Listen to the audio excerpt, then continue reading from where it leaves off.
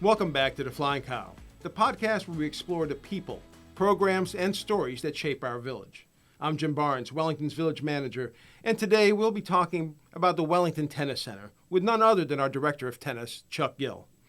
You'd think normally that tennis center is just courts, rackets, that type of stuff, right? Wrong. Isn't that right, Chuck?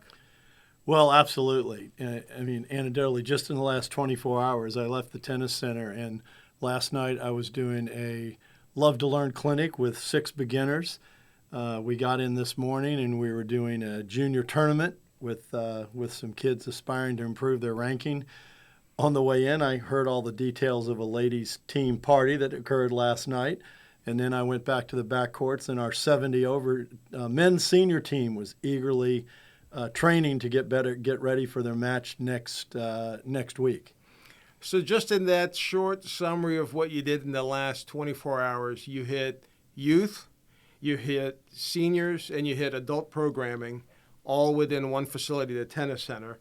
And a lot of that stuff combines both recreational tennis, competitive tennis, both at the youth and adult level, and even just more instructional beginning type tennis. What else really happens there? That already seems like a lot, but tell us a little bit more about what's happening at the facility there. Well, it's truly a public community tennis center.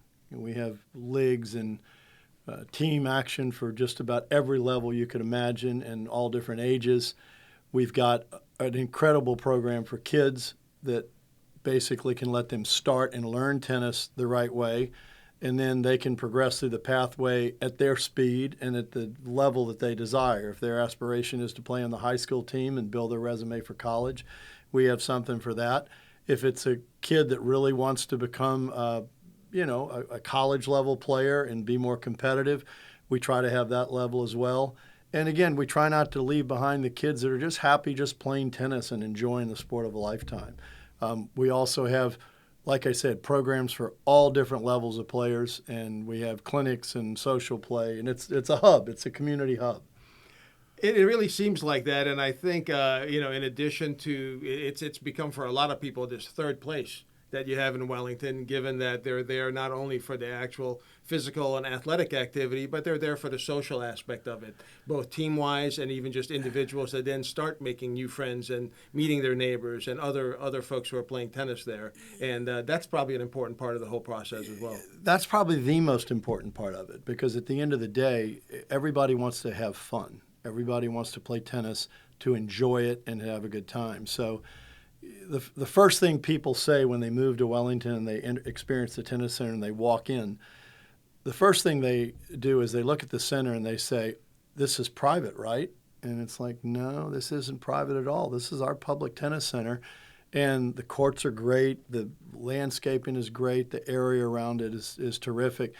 And we certainly have a welcoming environment. So when people walk in for the first time, we want them to kind of get the vibe, right? We want them to get the feeling that, hey, this is a place you can come and play tennis. And while we do have permit holders that play more regularly, we certainly have people that enjoy coming in and dropping in. But we truly want to be the community hub. We want to be the place where if you want to play. If you want to hang out and watch people play, hang out and watch people play. And we want to be a true community hub. Well, that's a good segue for a moment. We'll stop talking about the specifically tennis programs and that type of thing, but talk to us how we fit into the larger tennis ecosystem and public tennis. And I know you're very active in both the Florida and national USTA. And tell us a little bit more about that and how that big push for public tennis is evolving and how we fit into that. Well, that's a great segue, because the way we fit into it is the USTA, which is the governing body of tennis in the United States, we have embarked on a big push called 35 by 35. And what that means is that in the United States, we want to have 35 million players by the year 2035. Now, several years ago, the number of players were sitting at about 23 to 22 million players. If we can become 35 by 35, that'll make the United States the largest playing tennis nation in the world, which means approximately 10% of our population play tennis in some way, shape, or form. how does that translate to Wellington? Well, the way it translates to Wellington is the only way we hit 35 by 35 across the country is to have inclusive public tennis centers. Private tennis clubs seem to do okay. They're very well funded.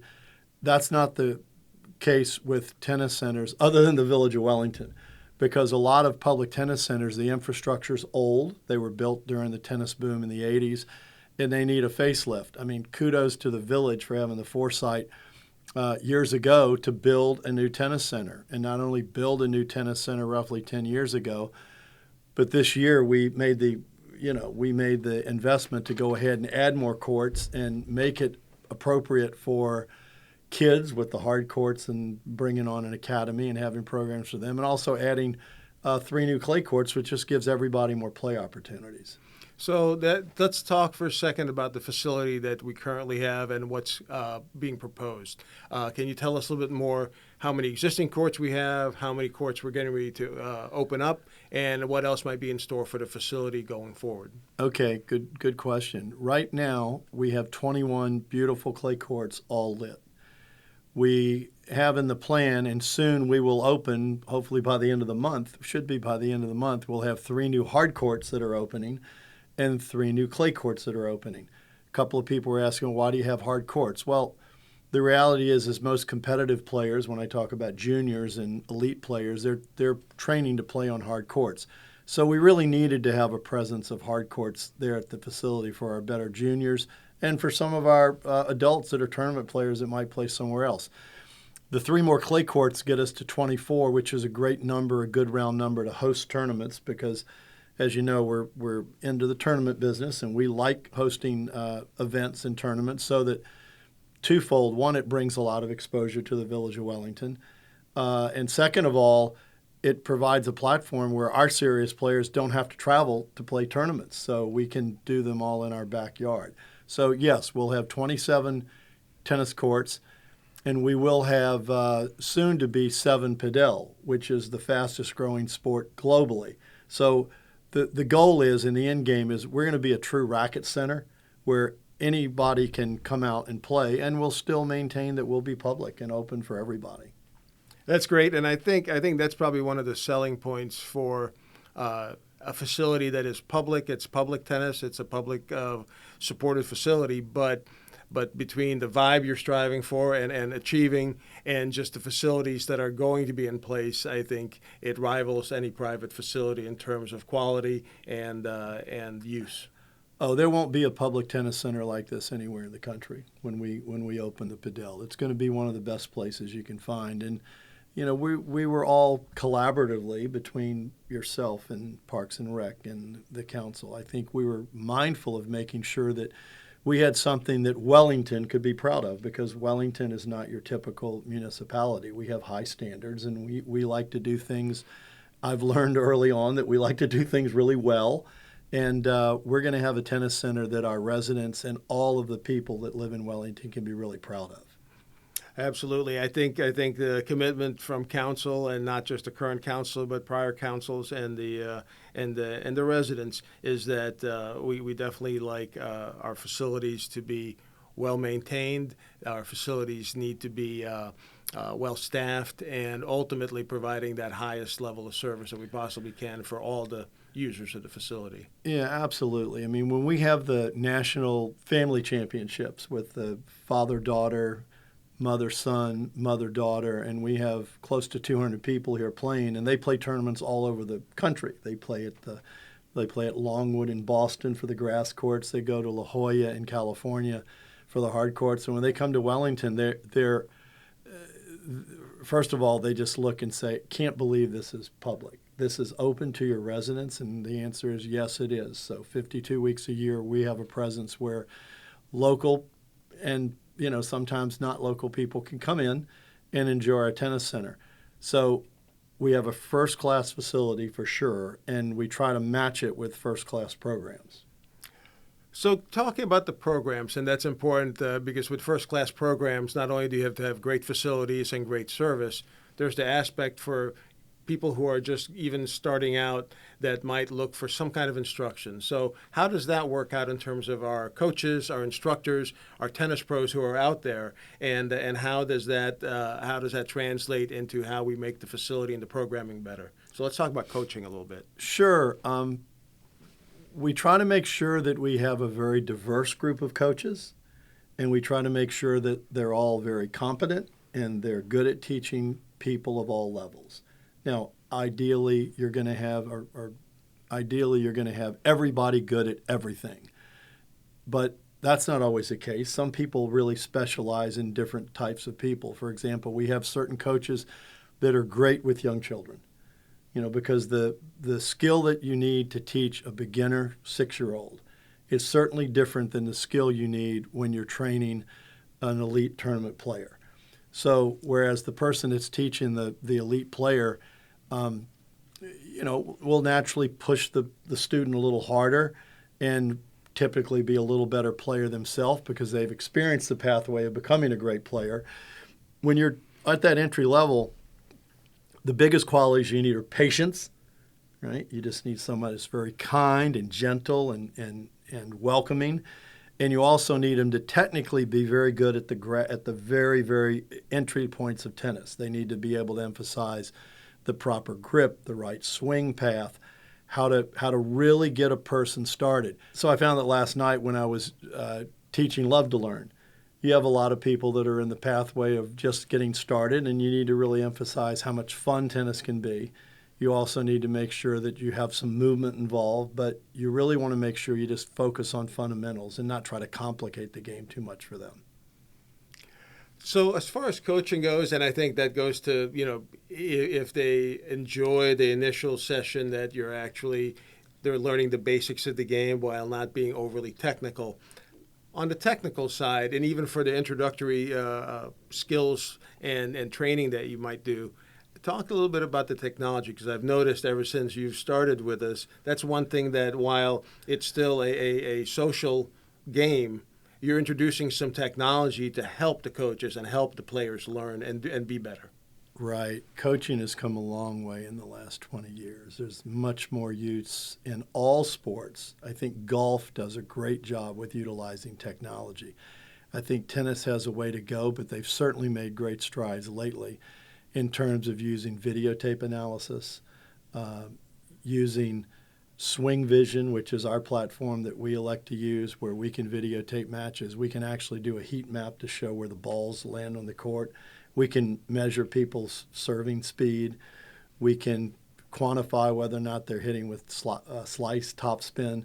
So technology has come a long way, and that's why we really try to embrace that in the teaching with the coaches that are comfortable doing it. So that's next level. And there's a lot going on, like I said, in the way of videotape and stop action and slow motion that you can use. And let's face it, technology is really different now because almost anyone can go on their iPhone and upload a slow motion video of a serve and then mark it up and send it to the students. So I think we're doing a good job of incorporating technology into what we do. And this is all available at the Wellington Tennis Center. Sure, of course. All of our courts now are what we would call smart courts. If a student or a player wants to download the Swing Vision app, they can put the phone up behind the court, which has already been retrofitted for brackets, and they can videotape anything they want of themselves. So what would be your recommendation as somebody who's been in the game literally for many years for the introductory tennis player? Is coaching and getting some additional instruction worth it? Is it something that is necessary, or is it just a nice to have? Absolutely. It's nice to have, but everybody, has their own tolerance and ability to take lessons. That's why we try to make sure we have group lessons and we have clinics. But generally when you're playing a sport, whether it's tennis, golf, or even the legacy sports, I think you find that you enjoy it more when you see some improvement. And I think when you actually work on a sport a little bit, I think you find it kind of rewarding to be able to say, I got better. I know we've had a lot of people that started off in our beginners and our Love to Learn program, and then once they got more competent moving and feeling good about hitting the ball, they jumped into some of the other clinics that we have, like our drills for skills and our live ball and our hitting frenzy and our cardio tennis and the many programs we have for you to play. That's important, and I think there is probably a desire for a lot of folks that when you see progress, even if it's incremental, you keep coming back. So, and that's ultimately the goal: keep people active socially, keep people active physically, and that's great that you're appealing to an entire cross section of the community that we have. Going back to something we touched on earlier in terms of really this has become a third place for a lot of folks in Wellington. How has this really turned into what's really become a family hub almost between the fact that you're serving really youths all the way to seniors? Well, I think when you have a little bit of everything in there and you have something for people of all age groups, I think it's a little bit easier to program for the entire family. I think there are a couple of things about tennis that make it stand out and be different and, in my opinion, better than a lot of sports. Number one, it's a sport you can play forever. We have national championships at the USTA for players that are 90 and over. I mean, think about that. They're 85 and 90-year-olds traveling to play in a tournament. So the child can play, the parent can play, the grandparent can play, and in some cases, yes, the great-grandparent will still play. I think it's really important that tennis is a sport of a lifetime. It's very social. It's a sport that you can enjoy with your family, and you can still be on the court and still compete with people that aren't necessarily your age. And I think what gets overlooked is tennis is probably one of the healthiest sports in the world. It's actually been called America's healthiest or the world's healthiest sport because it combines strength, it combines training, it combines speed, flexibility. So it's both mentally healthy and physically. It's a great game, which we could probably do a whole podcast about kids' inactivity, and they're all addicted to their iPads and their cell phones, and being able to get kids out on the court as well as adults and exercising. It's a fun way to get exercise. Well, that's kind of a great, again, another segue into a larger conversation in terms of the importance that you touched on earlier, and it's so important that the national governing body has made it a major push to increase the number of players nationwide, to emphasize public tennis so it provides more access. So why do places like the Wellington Tennis Center, why are they so important for community? Why do they matter? And how does that actually help in the attempt to maybe get folks, kids and adults included, off of their screens for a little bit, unless you were coaching them certainly, and using the new technology, and then maybe also, given your background both in public and private tennis, how do you compare facilities and programs and both working together to achieve that increased participation goal nationwide? Well, tennis is a great investment. If you were at a private club, it's a great investment to have outstanding tennis facilities because your tennis facilities should be on par with your golf facilities and your golf experience. And, when you think about a sport, you think about it being an experience. From the time you show up to the time you're playing, you should be on a nice court. It should be maintained well. It should be a friendly environment. Check-in should be easy. But if you're at a public park or the public space, tennis is a terrific investment for a number of reasons. Number one, it's a great investment in the community because now you have a great place for people to go out and exercise. And it's a great way for people to now network and meet other people because a lot of times the people that you meet on a tennis court will become like your lifelong friends. So it's a great investment, not just for the exercise point of view, but for the overall health and wellness of a community. And people will gravitate towards great tennis centers that are both well-maintained and well-staffed and with a majority of options for them to play and ease of entry for them to get to play. So tell me more about that in terms of In a lot of cases, even at the youth level, sometimes tennis might still have what some might say is an exclusive or a kind of a reputation that it's not for everybody.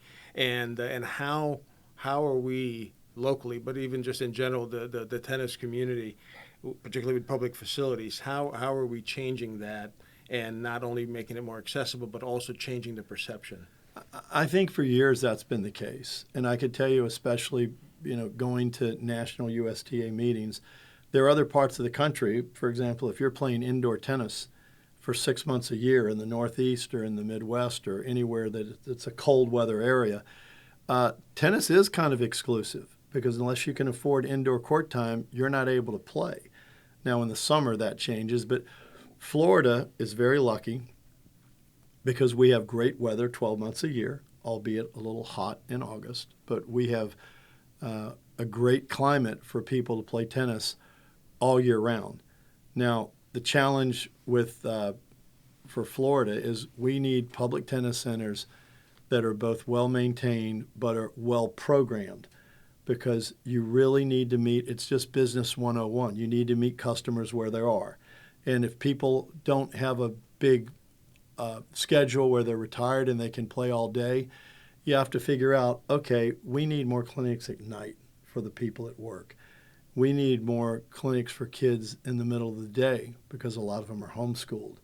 And we also need some programming early in the morning because, or at least have courts available early in the morning because your senior population likes to get up early and they like to get after it and get their exercise in sometimes by 9 o'clock. So I think it's business 101. You've got to meet customers where they are and find a way to program that fits their needs and doesn't just fill in your gaps.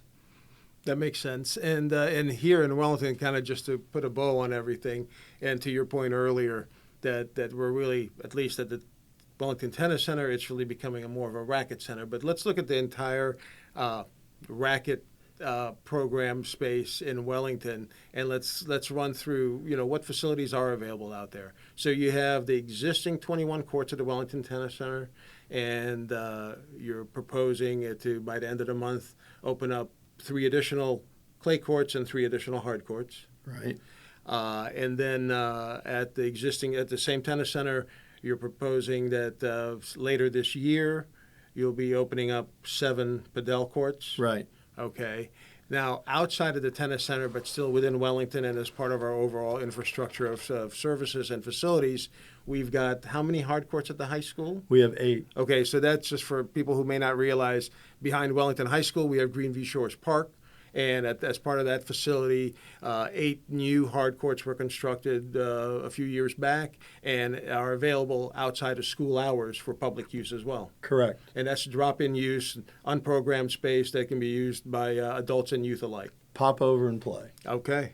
And then we haven't, it would not be a complete episode if we did not touch just a little bit on pickleball. Talk briefly about pickleball and then also what we have available for pickleball within the community. Sure. We built 6 pickleball courts over at another park. Over at Greenbrier Park, we have 6 brand new pickleball courts that are over there next to the beach volleyball, sand volleyball. Yep. And pickleball certainly has a place. It's an important sport. A lot of people love to play.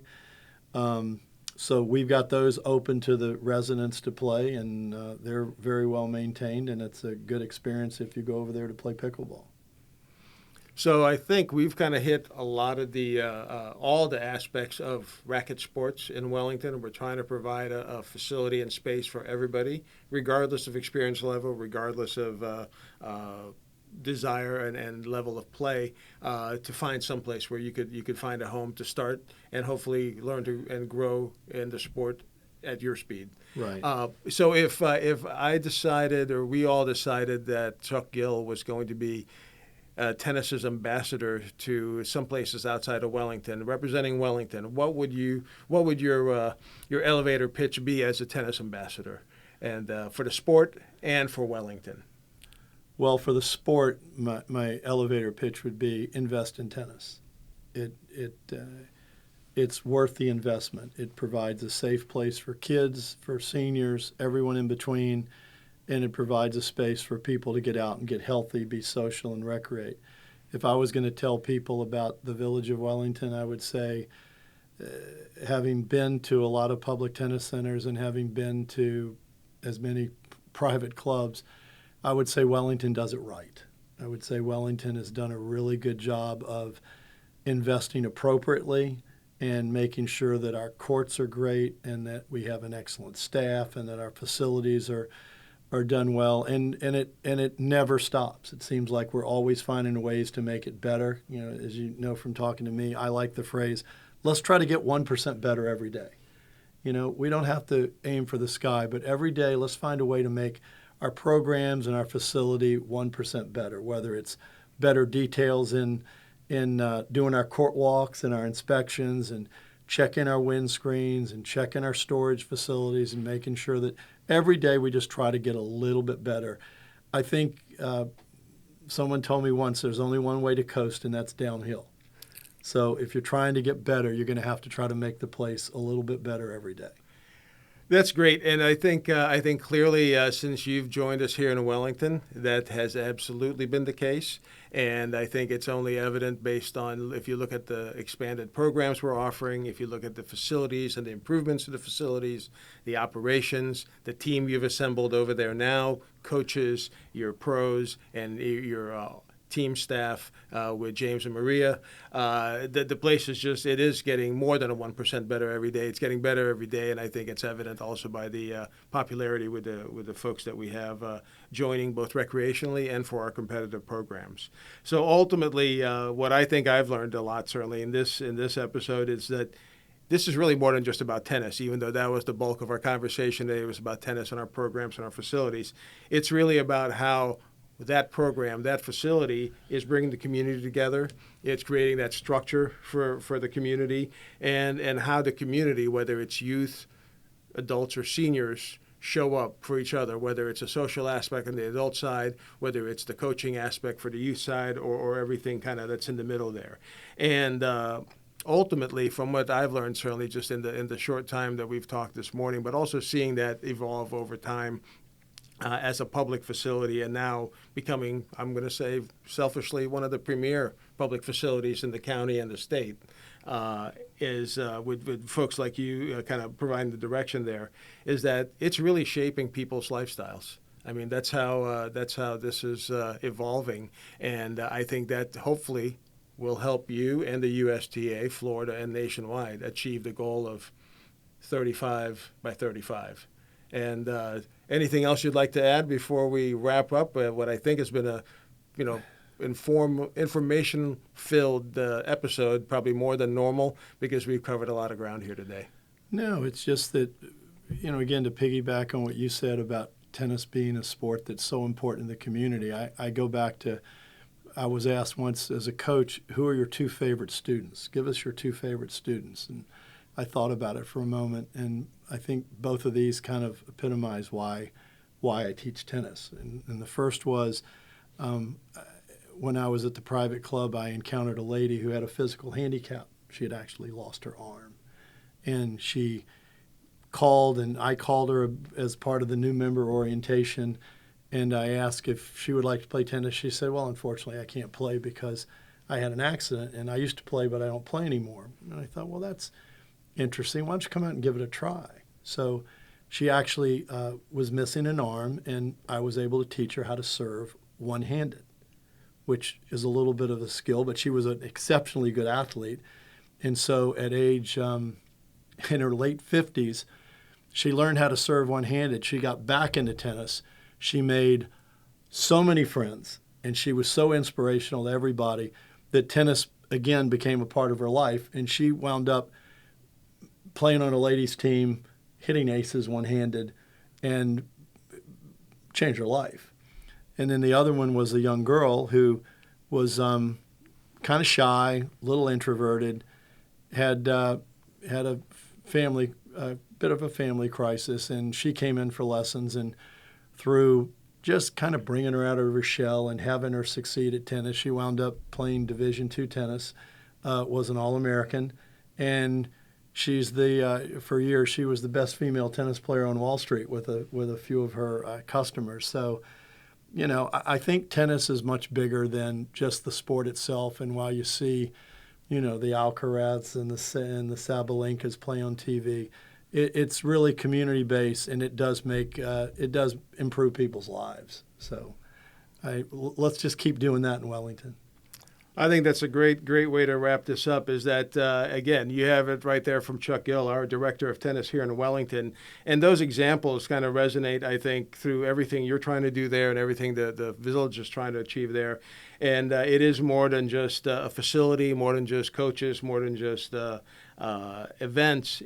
You're really showing up every day, and you're shaping people's lifestyles, and ultimately you're impacting them. In those small examples, which I'm sure are only a few of many, you're impacting them for a lifetime. So with that, I will thank you, Chuck, for joining us today. Thanks, Jim. Great episode and great information. And so, as always, be sure to subscribe and turn on alerts so you never miss an episode of our podcast. Until next time, I'm Jim Barnes. Thanks for tuning into the Flying Cow Podcast, where community takes flight.